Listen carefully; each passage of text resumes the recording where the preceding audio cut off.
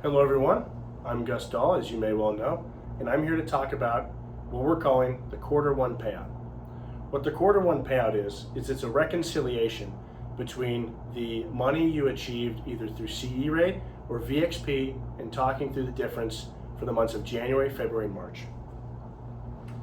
I'm going to describe it by talking about a fictional character named Chris Korn, who is going to be, for all intents and purposes, an account rep at Dahl Distributing, who was here in early of 2026 before the change from VXP. We're going to talk through how I calculated the amount of payout that this individual earned, what that looks like for their annual income moving forward, and things you can expect or look forward to as we continue with VXP throughout the year. So when we talk about Chris Korn currently makes $5,000 monthly in VXP. That is his volume profitability goal payout each month.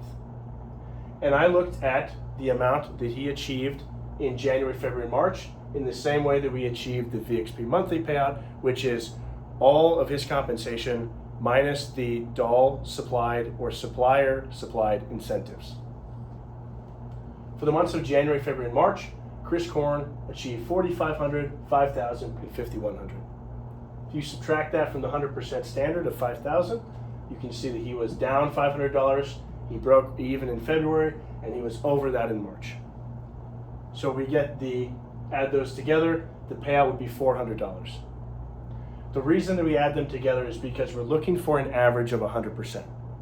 Because there was no profitability or volume goals for the months of January, February, and March, there's no way to determine who was positive and who was negative during the sales months for those periods. And so as we look at the annual income, our best bet is to get everyone to 100% standard.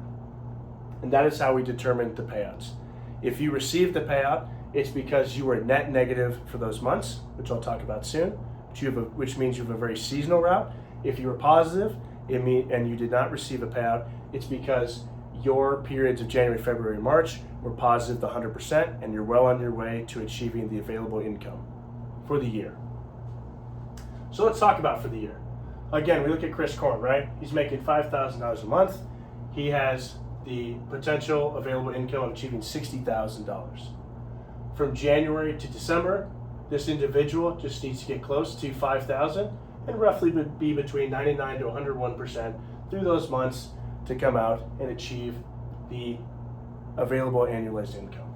Remember, the annualized income is the same number that we took from 2025, which means if Chris Korn, removing all incentives, in 2025 achieved $60,000, that means in 2026, with a very comparable market, he is set to achieve the same comparable annualized income.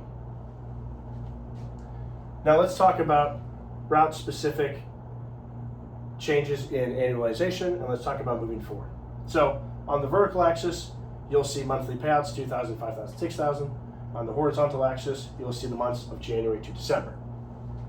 You'll see the CE rate, for comparison, is a parabolic line. You'll see the current annualized pay structure set for 5,000 for Chris Korn, right here running through the middle.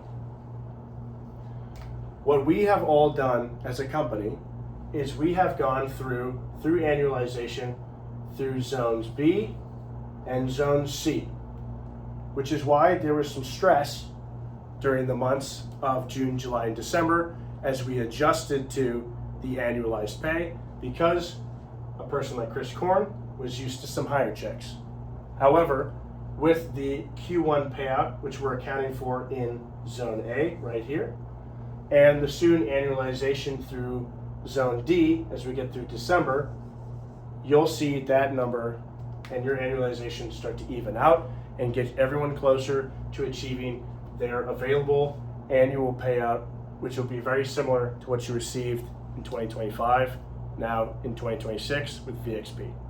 If you have any questions based on this presentation, feel free to give me a call. Thank you.